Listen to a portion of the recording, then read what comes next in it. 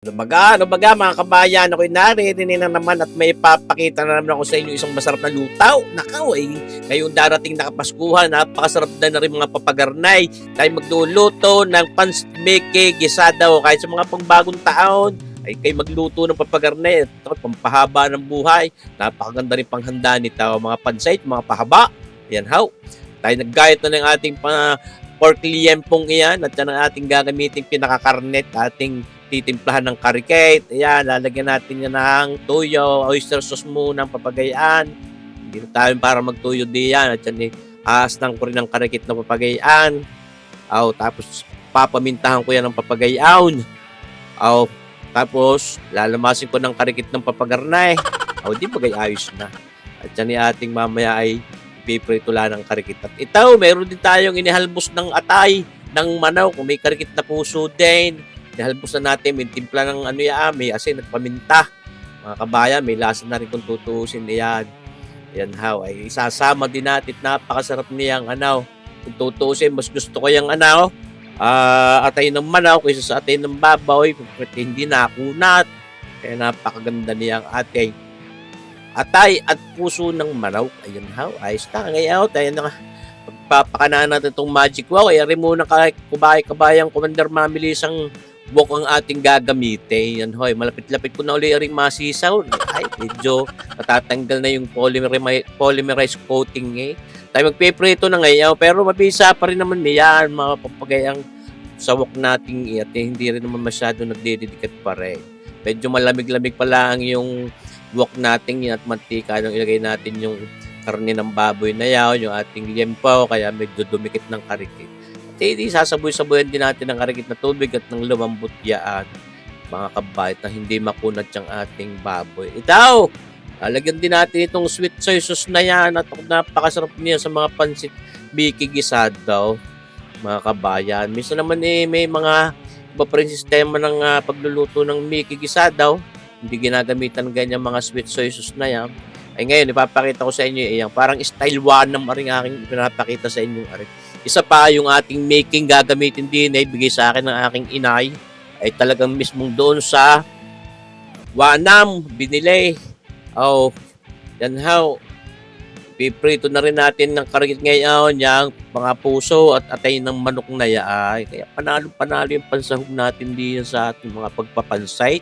Pag ako'y nagluluto ng mga gayaan, mga pansit gisadaw, gusto ko maraming sahog, maraming gulay, maraming karne, atay, ang papagayaan. Dagdagan natin ng mantika at tayo magsasangkot siya naman ngayon itong ating bawang. Hindi po pwede mawala yan. Ipampabango yan na para hindi rin makalapit ng aswang. Mga kabayan, kita nyo baga. Okay na, sibuyas daw, dalawang klase po. May puti at may pusya. Guys, pwede ng pusya. Hindi, red na laang, RED. Ayun, mga kabayan, ang ating sibuyas. Sibuyas na pula at putay. Para sabaw. Kita nyo nga daw, talang mo ng karikate para mas mabisa. Okay na, carrots na yan. Ng papagayaan. Nang sa gayon mabisa na huwag masyadong aangangay at hindi maganda pag kayo sobrang lambaw. Dapat ay may ligat pa rin. So, talagang pinipili pa rin ng inam Alam mo na may siyama-siyama din naman yan. Di ba mga kabayan? Tunay kayaw, napakasarap nitong ating mga pagpapasit na papagartaw. May kigisadaw. Ay nakaw, merciful tawaring ka naman ni kabayan si Porprek. Okay na, sa yutay. Naman ni kabayang pagkaya mga sayuti, ginamit mo sa pangungusap, paano ga? Ano nga baga? Na mental block si kabayan. Yan baga. Talangay, at nang may magic yan. Sabuy-sabuy ng karikit na tubig yan. Dinagdagan natin ng tuyaw, mga kabayan, mga isang kutsarita laang, para may lasa yung ating mga sahog na yan. Pinmaintahan ulit natin papagayaan, mga kalahating paminta. Kulang-kulang kalahating kutsarita. Tulad naman, kailangan mo ng mga kabayan Tuloy natin siya nasaboy-saboy ng tubig, mga kabayan, na hindi magtutong yan I hate yan, sinahog na natin ng ating cabbage na yan, ng ating leporyo. Mga kabayan, may bagong tawag diyan, leporyo. Pwede din repolyo kung ibig ninyo, mga kabayan. Ito na, para pwede na huwag natin itulaw. Yes, marsipaw, hindi pwede na luntakan yan. Stir-fried veggies na yan mga kabayan. Lalagyan pa ng pansit. Baytay ka muna ang ating menu pansit Mickey gisadaw. Ayan, hahanguin na natin at baka maang-ang. At nang tayo makapag-utay ng magluto na mismo ng ating pansit Mickey. Yan dyan sa ating wok na yan, nilagyan na natin ng tubig, mga kabayan, mga 1 litro at kalahati yung ating nilagay diyan. Hindi pala. Sobra naman ako Akala ko isang luto ko nung mas marami. Naglagay lang tayo ng kulang-kulang 1 litro tubig. At ito, lalagyan na rin natin itong sweet soy sauce na ito ng Mami Cake. Bigay namin. Lagyan ng mga 1/8 cup yan. Yan naman, humisay kahit napapasobrahin, hindi naman itong umaalat yan at manamis-namis nga. Pero hindi rin maganda pagka sobrang dami at may pakla pa din. Ngayon itong ating oyster sauce na ito, hindi pwede mawala.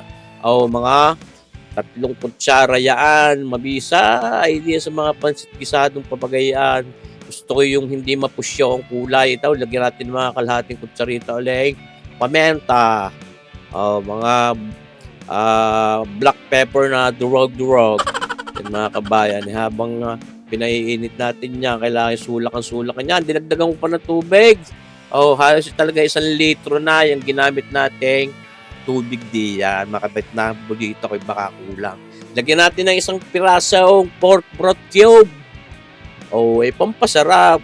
Karikit lagi ginamit natin karne ng baboy. Di para pampatingkad ng lasa yan. Hindi naman natin ito pag-aasnan iyan. Kaya tamang-tama lang yung 1 pirasong pork broth cube. Kita yung black caramel na yan. 2 kutsara, pampatingkad, pampadagay ng kulay sa mga gayang pansitin. Mga kabayan, kahit sa mga pang-adobo, pang-kalderita, wala, manlasa yun, wala din amoy. Ito, mga 1 kutsaritang brown sugar na putlain. Nahulog sa hagdang, kaya namutla. Yan yung ating wash na yan. Meron magandang asukal na pula, yung kung tawagin negro, hindi ko lang nabili ng 1 araw sa bagong palengke. Mainit, nasulak yung ating tubig at yung utay-utay na nilalagay na yung ating pansit making yan. Kako ngay arihoy mismong pansit ng Wana. Magaling daw, nagbebenta sila. Masarap naman ang kanilang make. Yung ibang mga pansita hindi nagbebenta. Kanilang desisyon nyo. Bit natin na sa pipigilan. Kanya-kanyang diskarte yan. Sa dami din namang nabili din sa Wana ng mga making kung kani-kaninong mga pansitan. Yan basta hindi naman natin ito pinagkahahalo ng sobra. Siyempre, gusto ko yung mahahaba pa din ang pansit natin yan. At hindi putol-putol. Pagluto na, gusto ko yung pagka sinasandok naghihilahan pa. Yan, basta malakas daw dapat ang apoy ng ating kalan. Siyempre, pag inaang-ang, hindi maganda. Maglalab sa akin. Dapat ay maligat. Al dente ang ating making iyan. Kaya ating pinagpapabalik-balik lang at habang malakas ang apoy na papagayaan. Kita nyo magahaw ang ating paghahalaw. Hindi masyadong wagas na wagas. Sa ating pinaiikot-ikot lang diyan. Ayan, kita nyo baga mga kabayo. Parang pwede na. Sos marsipaw. Pagsasarap niyan. Kaya din lutuin niya ni kabayang Jorcel Kim Acosta. Dati magluluto doon sa Maros Caitin. Sa galing din magluto. Belated happy birthday sa iyo, kabayan. Noong December 17 yata.